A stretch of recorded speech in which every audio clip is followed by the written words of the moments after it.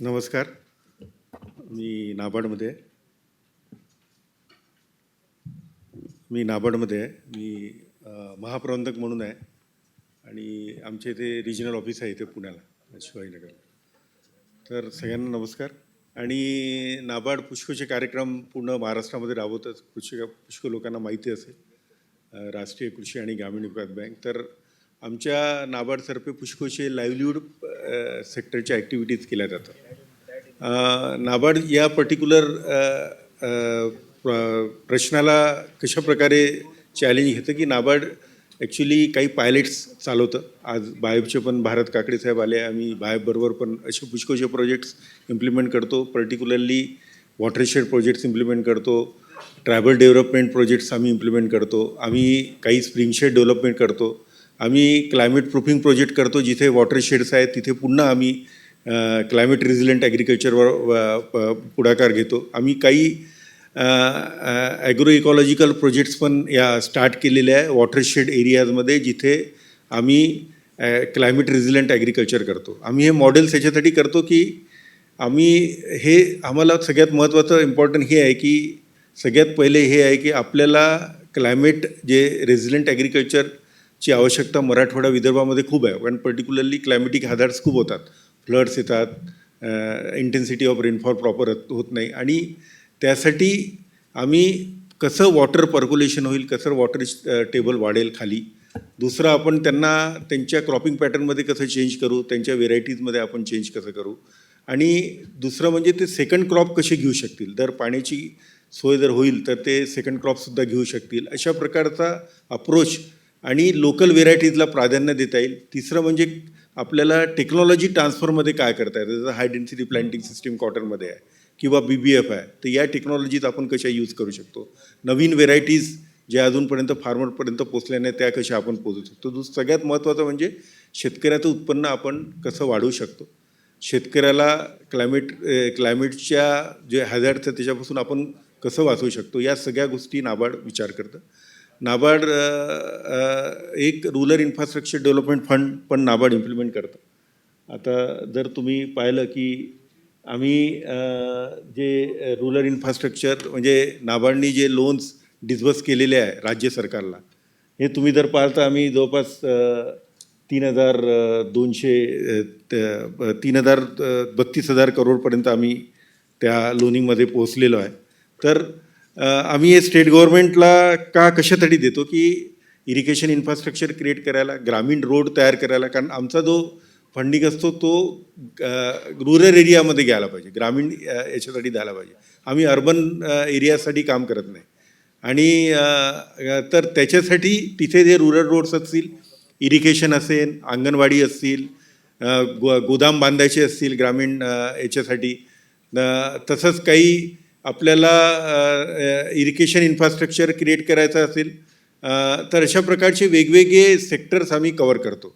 आणि कोणत्याही सेक्टर नाबार्डच्या रुरल इन्फ्रास्ट्रक्चर डेव्हलपमेंट फंडमध्ये नाही आहे. चिफर कॉस्टमध्ये असतं. 4-4.5-3% हा फंड स्टेट गव्हर्नमेंट घेतं आणि पुष्कळ इन्फ्रास्ट्रक्चर नाबार्डनी असे क्रिएट केलेले आहे. नाबार्डनी पुष्कळचे योजनांमध्ये नाबार्ड इन्फ्रास्ट्रक्चर डेव्हलपमेंट फंड आहे किंवा लॉंग टर्म इरिगेशन फंड आहे. असे फंड्स पण नाबार्डनी लॉन्च केले. काही फंड नाबार्डनी अशा प्रकारे केले की आम्ही केंद्र सरकारला म्हटलं की आम्ही ज्या कॉस्टमध्ये बॉरो करतो मार्केटनं त्याच्यामध्ये तुम्ही इंटरेस्ट सबवेन्शन द्या आम्हाला, आणि आम्ही तुम्हाला लोअर कॉस्टमध्ये म्हणजे 5.5%, 6% आम्ही स्टेट गव्हर्नमेंटला लेंड करण्याचा प्रयत्न करतो. आणि ते स्टेट गव्हर्नमेंटच्या मागे लागून आम्ही असे मोठे मोठे प्रोजेक्ट्स इम्प्लिमेंट केलेले आहे की त्याच्यामुळे पुष्कळ मोठ्या प्रमाणात वॉटर अवेलेबिलिटी झालेली आहे. मेजर चॅलेंजेस आम्ही जे फेस करून झालेलं आहे इरिगेशन सेक्टरमध्ये की जे इरिगेशन पोटेन्शियल क्रिएट झालेलं आहे ते शेवटल्या शेतकऱ्यांपर्यंत कसं पोचेल. याच्यासाठी ज्या वॉटर युजर्स असोसिएशन फॉर्म होतात इरिगेशन प्रोजेक्टमध्ये त्या आम्ही थोड्याशा वीक पाहिलेल्या आहे. त्याच्यासाठी कसं पुढे जायचं हा एक मोठा प्रॉब्लेम आहे. वॉटर युजर असोसिएशन्स एकेका मोठ्या मोठ्या इरिगेशन प्रोजेक्टमध्ये 70, 100, 50, 60 अशा प्रमाणात असतात. आणि हे जे वॉटर युजर असोसिएशनची जबाबदारी असतं की वॉटर बजेटिंग करणे, वॉटर प्रॉपरली प्रत्येक शेवटल्या शेतकऱ्यांपर्यंत पोचलं पाहिजे. त्याचं प्रॉपर मॅनेजमेंट झालं पाहिजे, त्याचा जो सेस कलेक्ट करून इरिगेशन डिपार्टमेंटला द्यायला पाहिजे. तर या सगळ्या गोष्टी थोड्याशा चॅलेंजिंग आहे. या जर गोष्टी जर प्रॉपर झाल्या तर आपल्या इथे जवळपास 20 लाख हेक्टर क्षेत्र सिंचेताखाली येऊ शकतं, कारण पोटेन्शियल क्रिएट झालेलं आहे आणि पोटेन्शियल युटिलायझेशनमध्ये खूप मोठा गॅप आहे. हा एक मोठा चॅलेंज आपल्याला आहे. हा एक लाईव्हलीहूड सेक्टरचा साठी पण फार मोठी मदत होऊ शकते, कारण शेतकऱ्यांना जर पाणी अवेलेबल झालं तर हे सिंगल क्रॉपिंग नाही, डबल क्रॉपिंग होईल, थर्डशरी क्रॉपिंग होईल, पेरिनियर क्रॉपकडे जाता येईल, हॉर्टिकल्चर प्लांटेशन होऊ शकतं, पुष्कळ काही गोष्टी होऊ शकतात. हा सगळ्यात मोठा आपल्या इथे एरिया आहे. हे असे मोठे मोठे प्रोजेक्ट नाबार्डनी केलेले आहे. या वेगवेगळ्या सेक्टर्समध्ये दिलेलं आहे. फिशरीज सेक्टर आहे किंवा फूड अँड सिव्हिल डेव्हलपमेंट आहे. महाराष्ट्र जीवन प्राधिकरण जी मोठ्या प्रमाणात पाण्याची व्यवस्था ग्रामीण भागामध्ये करते, त्याच्यासाठी पण मोठे प्रोजेक्ट्स आम्ही सँक्शन केलेले आहे. तर याच्यावर मी जास्त डिटेल जात नाही, पण या सगळ्या प्रोजेक्ट्समध्ये नाबार्डनी हा दृष्टिकोन ठेवला आहे की आपण कसं, म्हणजे हा जो वर्कशॉप आहे आपण हा लाईव्हलीहूडवर असल्यामुळे या लाईव्हलीहूड सेक्टरला कशा प्रकारे आपण शेतकऱ्यांचं उत्पन्न जास्तीत जास्त प्रमाणात वाढू शकतो. आणि जसं मी तुम्हाला सांगितलं की आम्ही वॉटरशेड प्रोजेक्ट इम्प्लिमेंट करतो, स्प्रिंग शेड करतो, आदिवासी विभागाचं उत्पन्न वाढवतो. या सगळ्या प्रोजेक्ट्समध्ये मी तुम्हाला सांगतो की आम्ही कम्युनिटी अप्रोच ठेवतो. असं नाही की वॉटरशेड करायला गेलं आणि तिथे मशिनरीज आणल्या आणि वॉटरशेड केलं आणि संपलं, असं नसतं. आम्ही पहिले विलेज लेवल कमिटी तयार करतो, ग्रामविकास समिती तयार होते, त्या समितीला पूर्ण पैसे जातात. NGO जरी वर्क करत असेल तरी NGOला पैसे जात नाही, त्या समितीला वर्क जातात. आणि आमचा दृष्टिकोन हा असतो की ती समिती पूर्ण प्रोजेक्ट इम्प्लिमेंट करेल. ती आदिवासी विकासाचा प्रोग्राम असो की इरिगेशन डिपार्टमेंटचा प्रोग्राम असो. आणि श्रमदान सगळ्यात कंपल्सरी आहे. 10% फंड हा श्रमदानमध्ये असतो. त्या प्रत्येक ग्रामीण माणसाला एक श्रमदान करण्याची आवश्यकता. त्या श्रमदानातनं जो पैसा मिळतो त्या पैशासाठी आम्ही हे जे वॉटरशेडचे जे स्ट्रक्चर आहेत, ड्रेनेज लाईन स्ट्रक्चर्स असतात किंवा खूप मोठे स्ट्रक्चर असतात, त्याला पुढे आपण मेंटेन करू शकतो. त्या विलेज लेवल कमिटीला आपण पुढे FPOमध्ये कन्वर्ट करू शकतो. ती विलेज वॉटरशेड कमिटी असते, ती पुढे पुष्कळ काही कामात पुढे करू शकतो. तर हा कम्युनिटी बेस ऑर्गनायझेशन हा मेजर कॉन्सेप्ट आहे आपल्याला जर लाईव्हलीहूडमध्ये इम्पॅक्ट करायचा असेल. आणि कम्युनिटी बेस्ड ऑर्गनायझेशन्समध्ये SHGs आहे, FPO आहे, वेगवेगळ्या वॉटरशेड कमिटीज आहे. तर या लोकांना आपल्याला स्ट्रेंथन करण्याची फार मोठी आवश्यकता आहे. आणि तेच पुढे आपल्याला लाईव्हलीहूडचा जो चॅलेंज आहे त्यासाठी मला वाटते काम येतील. हे वेगवेगळे इम्पॅक्ट झालेले आहे, म्हणजे काय काय बेनिफिट झालेले आहे, किती लाख हेक्टर क्षेत्र वॉटरशेडमध्ये आलेलं आहे, किती लाख किती मेट्रिक टन गोडाऊन आपण बनवलेले आहे. तर हे पुष्कळ काही ॲक्टिव्हिटीज आहे, याच्यात मी डिटेल नाही जाणार. पण याच्यामध्ये लास्ट 7 इयर्समध्ये जर तुम्ही पाहाल तर इतक्या मोठ्या प्रमाणात प्रोजेक्ट आम्ही सँक्शन केलेले आहे. दरवर्षी 1,500 ते 2,000 करोड आपण अलोकेट करतो स्टेट गव्हर्नमेंटला, आणि स्टेट गव्हर्नमेंट त्याच्यातनं आम्हाला पुष्कळ प्रोजेक्ट देतात. तर अशा प्रकारचे वेगवेगळे प्रोजेक्ट्स आपण भारतामध्ये इम्प्लिमेंट केलेले आहे. काही बायोलॉजिकल प्रोडक्टचे प्रोजेक्ट आहे, कम्युनिटी हेल्थ सेंटर्स आहे, असे वेगवेगळे प्रोजेक्ट्स आपण इम्प्लिमेंट केलेले आहे. तर सगळ्यात महत्त्वाचं आता आमच्या इथे आहे की जे पाणलोट क्षेत्राचे जे प्रोजेक्ट्स आहे त्याच्यामध्ये आपण काय प्रकारे इम्पॅक्ट केलेला आहे. की जसं मी तुम्हाला सांगितलं की पाणलोट क्षेत्राचा जे प्रकल्प आहे त्याच्यामध्ये आम्ही जवळपास 4.52 लाख हेक्टर ड्रायलँड एरिया 26 डिस्ट्रिक्ट्समध्ये काम केलेलं आहे. याच्यामध्ये आपण तिथले पाण्याची लेवल वाढलेली आहे. त्याच्यामध्ये एक सबस्टॅन्शियल इम्पॅक्ट म्हणजे क्रॉपिंग इंटेन्सिटी वाढलेली आहे. त्याच्यामध्ये क्रॉप यील्ड वाढलेली आहे, डायव्हर्सिफिकेशन झालेलं आहे क्रॉपिंग सिस्टीमचं. आणि इन ऑल ॲव्हरेज इन्कम जो हाऊसहोल्डचा आहे ते 25 ते 40% वाढलेलं आहे. तर तसेच बाकी स्प्रिंग शेड्समध्ये पण झालेले आहे. तसंच आपण याच पाणलोट क्षेत्रामध्ये क्लायमेट प्रूफिंगचे काम केलेलं आहे. क्लायमेट प्रूफिंगमध्ये आपण काय केलेलं आहे की त्यांना आपण वेगवेगळ्या क्रॉपिंग पॅटर्न त्यांना समजवलेलं आहे आणि कल्टिवेशन प्रॅक्टिसेस त्यांना अडॉप्ट करायला लावलेलं आहे, इन्क्लुडिंग आपण त्यांना स्पेसिफिक व्हेरायटीज देऊन त्या व्हेरायटीज त्यांना ग्रो करायला लावलेल्या आहे आणि त्याच्यापासून आपण एक क्लायमेटच्या सेक्टरमध्ये कसं व्हेरिएशन आपण करू शकतो. लोकल व्हेरायटीजला प्रमोट केलेलं आहे, ऑर्गॅनिक फार्मिंगला प्रमोट केलेलं आहे, बायो रिसोर्सेस डेव्हलपमेंट त्यांच्या इथे केलेली आहे, लोकल सीडच्या बँक्स तयार केलेल्या आहे त्यांच्या इथे आणि अशा प्रकारे क्लायमेटच्या रेझिलियंट ॲग्रिकल्चर कसं आपण पुढे नेऊ शकतो याच्यावर आपण पुढाकार घेतलेला आहे. ड्रीप इरिगेशन सिस्टीमसुद्धा आपण अशा याच्यातनं आपण फंडिंग केलेलं आहे.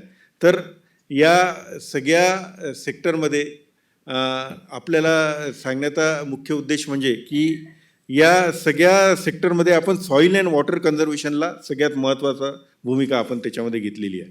याच्या बिसाईड्समध्ये नाबार्डनी जे प्रोजेक्ट्स इम्प्लिमेंट केलेले आहेत त्याच्यामध्ये सगळ्यात महत्त्वाचा प्रोजेक्ट म्हणजे फार्मर प्रोड्युसर ऑर्गनायझेशन, FPO आपण त्याला म्हणतो. FPOची संकल्पनासुद्धा नाबार्डनीच पहिले फ्लोट केलेली होती. नाबार्डनी काही इनिशियल पिरियडमध्ये काही शेतकरी उत्पादक संघ बनवले होते. त्या शेतकरी उत्पादक संघाला नाबार्डनी आपल्या प्रॉफिट्समधनं डायवर्ट करून त्यांना स्ट्रेंथन केलेलं होतं आणि त्यांना एक एक्झाम्पल आम्ही सेट केलेलं की शेतकऱ्यांना जर काही पुढे जायचं असेल तर त्यांना एकत्रित येणं आवश्यक आहे. त्याच्यासाठी FPO फॉर्मेशनची फार मोठी आवश्यकता आहे. FPO फॉर्मेशनमुळे काय काय फायदे होतात, एक तर ते इनपुट स्वस्त दरामध्ये घेऊ शकतात, गावामध्ये उपलब्ध होऊ शकतात, ते त्यांचा माल एकत्रित येऊन विकू शकतात, ते वेगवेगळे कलेक्टिवली एखादा बिझनेस ते चांगल्या प्रकारे करू शकतात, टेक्नॉलॉजी त्यांच्या इथे ट्रान्सफर होऊ शकते, ते एखादं इन्फ्रास्ट्रक्चर डेव्हलप करू शकते. त्याच्याच आधारे मग गव्हर्नमेंट ऑफ इंडियानी 10,000 शेतकरी उत्पादक संघाची योजना आणली होती, ज्याच्यामध्ये त्यांनी म्हटलं होतं की प्रत्येक ब्लॉकमध्ये एक शेतकरी उत्पादक संघ राहील. अशा तऱ्हेने प्रत्येक ब्लॉकमध्ये एक शेतकरी उत्पादक संघाची स्थापना झाली. असे 10,000 FPO गव्हर्नमेंट ऑफ इंडियाच्या स्कीममध्ये आले. त्यानंतर त्या स्कीममध्ये असं म्हणण्यात आलं की आपल्याला एक स्पेशलाइज FPO असले पाहिजे, म्हणजे बांबू सेक्टरला असेल तर बांबू FPO असला पाहिजे, डेअरी सेक्टरला असेल तर डेअरी FPO असला पाहिजे, गोटरी सेक्टरसाठी गोटरी FPO असला पाहिजे, ऑर्गॅनिक फार्मिंगसाठी ऑर्गॅनिक फार्मिंगचा FPO असला पाहिजे. अशा प्रकारची संकल्पनासुद्धा 10,000 FPOमध्ये आली होती. त्या FPO स्कीमला आपण राबवलं. आज जरी महाराष्ट्रात आपल्याला सह्याद्री FPO किंवा असे 2-4 एक्झाम्पल दिसत असेल, आम्हाला त्याच्यातसुद्धा काही प्रॉब्लेम्स आपल्याला आढळले. स्टेट गव्हर्नमेंट फार मोठ्या प्रमाणात स्मार्ट प्रकल्प लावत आहे, त्याच्यामध्ये 60% ग्रँट असिस्टन्स आहे इन्फ्रास्ट्रक्चर डेव्हलप करण्यासाठी. तर या FPOमध्ये सगळ्यात महत्त्वाचा आम्हाला जो प्रॉब्लेम भासला तो हा की आपल्याला त्यांची हँडहोल्डिंग सपोर्ट त्यांना कंटिन्युअस असणं आवश्यक आहे. दुसरं महत्त्वाचं म्हणजे असं आहे की त्याच्यामध्ये पॉलिटिक्स आलेलं नसलं पाहिजे FPOमध्ये. तिसरं त्यांना कसं आहे की त्यांना मार्केटिंग हा सगळ्यात वीकर लिंक आहे आताही सध्या शेतकरी उत्पादक संघांमध्ये, की त्यांचं प्रोडक्ट कसं मार्केट करता येईल आपल्याला. मार्केटिंग हा मेजर चॅलेंज आहे. अजूनही आपल्या इथे काही FPOज आहे की जे अजूनही मार्केटिंग चॅलेंजमध्ये फार मोठ्या प्रमाणात फेस करत आहे. की जर कृषीमध्ये आता कसं झालं आहे की एखादा माल खूप जास्त प्रमाणात आला की त्याचा रेट कमी पडतो आणि जर कमी आला तर त्याचा रेट जास्त मिळतो. अशा परिस्थितीमध्ये शेतकऱ्यांनी आपला माल कसा विकावा त्याच्यासाठी आम्ही एक FPO ॲक्सिलेटर प्रोग्राम स्टेट गव्हर्नमेंटबरोबर राबवला. त्याच्यामध्ये 40 शेतकरी उत्पादक संघांना आम्ही पायलटिंग बेसिसवर घेतलं. वेगवेगळ्या मराठवाड्यातले, काही वेस्टर्न महाराष्ट्रातले, काही विदर्भातले असे 40 FPO आपण घेतले आणि त्या 40 FPOंना एका NGOला हँडहोल्डिंग सपोर्टसाठी लावलं, त्यांची कॅपॅसिटी डेव्हलप केली. त्याच्यामध्ये असे पॅरामीटर्स आम्ही ठेवले की त्यांची मेंबरशिप किती जास्त वाढवता येईल. त्यांचं FPOमध्ये काय होतं की मेंबर्स असतात 600-700 मेंबर्स असतात, पण काम करतात ते 100-200 मेंबर्स आहेत. फायदा 100-200 मेंबर्सला होतो. तर किती एंगेजमेंट आपण त्या मेंबरबरोबर वाढवू शकू. तिसरं महत्त्वाचं म्हणजे की त्यांचं टर्नओव्हर किती वाढू शकू. आज म्हटलं जातं की एक FPO जर स्ट्रॉंगर असेल तर तिथं कमीत कमी टर्नओव्हर 1 करोड असला पाहिजे. तर ती थोडीफार आपण म्हणू शकतो की स्ट्रॉंग आहे. तर त्यांचं उत्पन्न टर्नओव्हर आपण कसं वाढवता येईल, त्यांना ॲडिशनल बिझनेस लाईन्स कशा देता येईल. आज ते फक्त इनपुटचाच बिझनेस करत असतील, उद्या ते ट्रेडिंगचा बिझनेस करू शकतात, प्रायमरी प्रोसेसिंग करू शकतात, सेकंडरी प्रोसेसिंग करू शकतात, माल ते डोमेस्टिक मार्केटमध्ये विकू शकतात. तर ते आपण कसं स्ट्रेंथनिंग करता येईल आपल्याला, कशी आपण त्यांना सेकंड किंवा थर्ड बिझनेस लाईन आपण त्यांना देऊ शकतो. तर अशा प्रकारची इन्स्टिट्यूशनल बायर्सची लिंकअप करून आपण FPOंची कॅपॅसिटी डेव्हलप करण्याचा प्रयत्न त्या 40 FPOच्या पायलटिंग बेसिसवर करत आहोत आपण. तर हे एक महत्त्वाचं काम नाबार्ड FPO मार्फत करत आहे.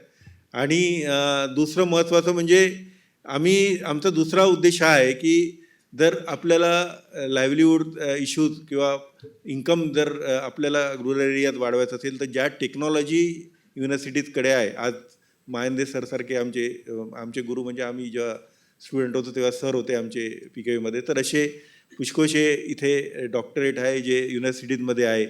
तर त्या ज्या युनिव्हर्सिटीजमध्ये टेक्नॉलॉजीत आहे त्या टेक्नॉलॉजीज कशा ट्रान्सफर आपल्याला करता येईल त्याच्यासाठी नाबार्ड पुष्कळसे पायलटिंग बेसिसवर प्रोजेक्ट आम्ही करतो. आज हाय डेन्सिटी प्लांटिंग सिस्टीमची कॉटनची आहे, त्याला कसं आपल्याला ट्रान्सफर करता येईल फार्मर्स लेवलला, तो एक आहे. BBFचं पण क्षेत्र पुष्कळ मोठ्या प्रमाणात ब्रॉड बेस फरो आपण सोयाबीनमध्ये इन्क्लूड केलेलं आहे. तर अशा प्रकारे काही प्रोजेक्ट्स आपण पायलटिंग बेसिसवर आपण इम्प्लिमेंट करतो आणि त्या प्रोजेक्टद्वारे काही टेक्नॉलॉजी आपल्याला ट्रान्सफर करता येईल का. फार्मर्सच्या टूर्ससुद्धा आपण एका राज्यातनं दुसऱ्या राज्यामध्ये, एका भागातनं युनिव्हर्सिटीमध्ये असे ट्रेनिंग प्रोग्राम्स पण आपण आपल्याद्वारे इम्प्लिमेंट केलेले आहे.